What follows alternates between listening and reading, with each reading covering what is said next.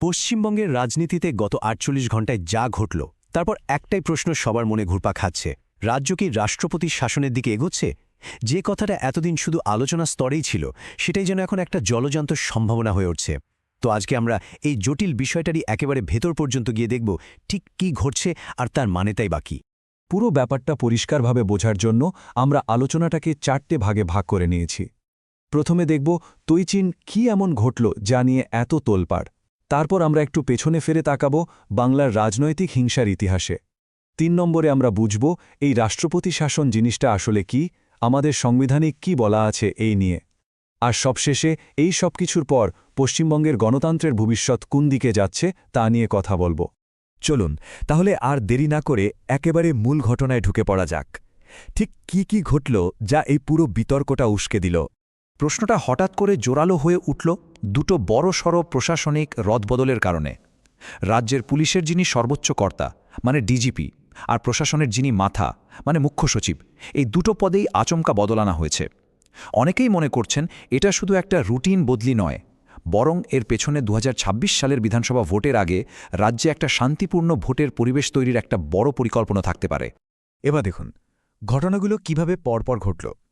DGP Piyush পাণ্ডেকে সরানো হল, মুখ্য সচিব নন্দিনী চক্রবর্তীকে বদলি করা হল, আর ঠিক সেই সময়ে টিএন রবির মতো একজন কড়া প্রশাসক হিসেবে পরিচিত মুখকে নতুন রাজ্যপাল করে পাঠানো হল। এই সবকিছু কি শুধুই কাকতালীয়, নাকি কেন্দ্র আর রাজ্যের মধ্যে একটা বড় সাংবিধানিক লড়াইয়ের জমি তৈরি হচ্ছে যা হয়তো রাষ্ট্রপতি শাসনের দিকে ইঙ্গিত করছে? আজকে যা হচ্ছে সেটাকে ঠিকভাবে বুঝতে হলে আমাদের একটু অতীতে যেতেই হবে, কারণ পশ্চিমবঙ্গের ভোটের রাজনীতির সঙ্গে হিংসার সম্পর্কটা বহুদিনের, আর এর শেকড় অনেক গভীরে। দেখুন, এটা কোনো একটা দুটো বিচ্ছিন্ন ঘটনা নয়, এটা যেন একটা রাজনৈতিক সংস্কৃতি হয়ে দাঁড়িয়েছে যেখানে হিংসা একটা প্রাতিষ্ঠানিক রূপ পেয়ে গেছে। সেই ৭০-এর দশক থেকে আজ পর্যন্ত সরকার বদলেছে, কিন্তু ভোটের বাক্সে প্রভাব ফেলার জন্য হিংসার ব্যবহার কমেনি। এর একটা সবচেয়ে নৃশংস উদাহরণ হল ১৯৭০ সালের সাইনবাড়ি হত্যাকাণ্ড। কংগ্রেস কর্মী প্রণব আর মলয় সেনকে তাদের বাড়ির লোকের সামনেই মেরে ফেলা হয়। অভিযোগ উঠেছিল যে তাদের মাকে ছেলেদের রক্তমাখা ভাত খেতে বাধ্য করা হয়েছিল। কি ভয়াবহ একবার ভাবুন। এই ঘটনাটা রাজনৈতিক হিংসার একটা প্রতীক হয়ে যায়, কিন্তু তার থেকেও মর্মান্তিক ব্যাপার হল ১৯৭৮ সালে অভিযুক্ত ৮৩ জনই বেকসুর খালাস পেয়ে গিয়েছিল। বিচারটাই যেন হারিয়ে গেল। ঠিক ২ বছর পরেই ১৯৭২-এর নির্বাচনে ব্যাপক ছাপ্পা ভোট আর বুথ দখলের অভিযোগ ওঠে। নিজের কেন্দ্রে হেরে যাওয়ার পর তৎকালীন বিরোধী নেতা জ্যোতি বসু এতটাই ক্ষুব্ধ হয়েছিলেন যে তিনি বিধানসভাকে প্রতারকদের সভা বা অ্যাসেম্বলি অফ ফ্রডস বলে বসেন। আর শুধু তাই নয়, টানা ৫ বছর বিধানসভা বয়কট করেছিলেন। এটা দেখায় যে গণতান্ত্রিক প্রক্রিয়ার ওপর বিশ্বাসটাই কেমন নড়ে গিয়েছিল।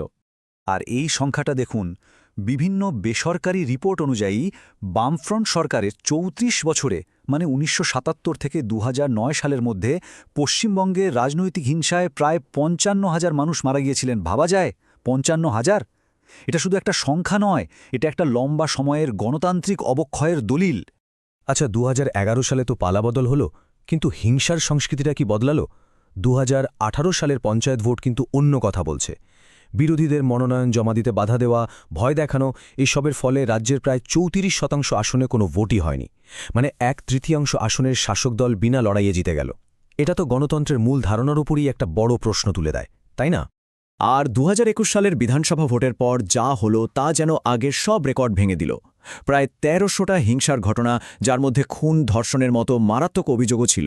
পরিস্থিতি এতটাই গুরুত্বপূর্ণ হয়ে ওঠে যে কলকাতা হাইকোর্টকে হস্তক্ষেপ করতে হয় এবং অনেকগুলো মামলার তদন্তভার সিবিআইকে দিতে হয়।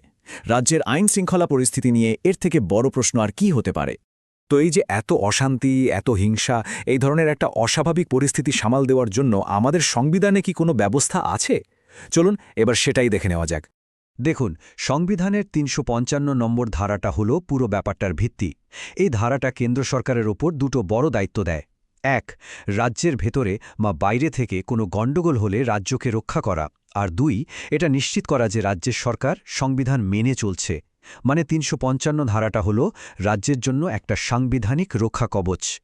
এখন প্রশ্ন হল, কেন্দ্র এই দায়িত্বটা পালন করবে কিভাবে? তার জন্যই আছে ৩৫৬ নম্বর ধারা, যাকে আমরা চলতি কথায় রাষ্ট্রপতির শাসন বলি। যদি রাজ্যপালের রিপোর্ট বা অন্য কোনোভাবে রাষ্ট্রপতি নিশ্চিত হন যে রাজ্যের সরকার আর সংবিধান মেনে দেশ চালাতে পারছে না, তখন তিনি এই ৩৫৬ ধারা ব্যবহার করে রাজ্যের শাসনভার নিজের হাতে নিতে পারেন। তো রাষ্ট্রপতি শাসন জারি হলে ঠিক কি হয়? রাজ্যের নির্বাচিত সরকার আর বিধানসভা দুটোই সাসপেন্ড হয়ে যায়। রাজ্যের সমস্ত প্রশাসনিক ক্ষমতা চলে যায় সরাসরি রাষ্ট্রপতির হাতে, আর রাষ্ট্রপতির প্রতিনিধি হিসেবে রাজ্যপালই তখন রাজ্যের সবকিছু চালান। কেন্দ্রীয় বাহিনীও আইনশৃঙ্খলা রক্ষার জন্য অনেক বেশি ক্ষমতা পেয়ে যায়।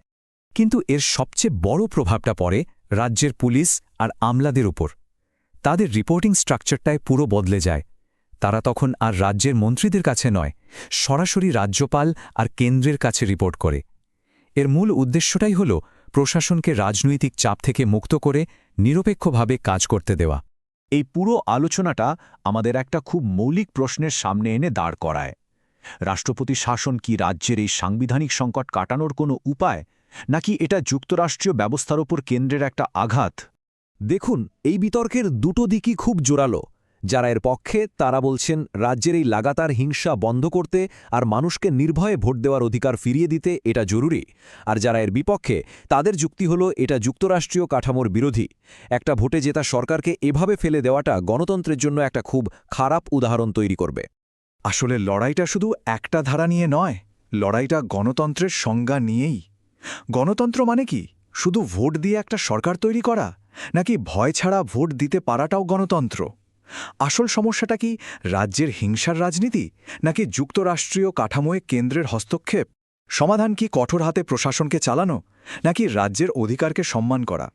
শেষ পর্যন্ত প্রশ্নটা কিন্তু একটাই, পশ্চিমবঙ্গের রাজনীতিতে শেষ কথা কে বলবে, বুলেট না ব্যালট? গণতন্ত্রের এই সবচেয়ে বড় উৎসবে সাধারণ মানুষ কি নির্ভয়ে যোগ দিতে পারবে? আগামী দিনে এই প্রশ্নগুলোর উত্তরই ঠিক করে দেবে বাংলার ভবিষ্যৎ। আর তাই এটা শুধু একটা রাজনৈতিক লড়াই নয়, এটা বাংলার গণতন্ত্রের জন্য একটা অগ্নি পরীক্ষা।